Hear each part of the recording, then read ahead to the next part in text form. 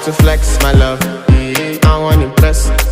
and I want to carry my love away to a place she loves.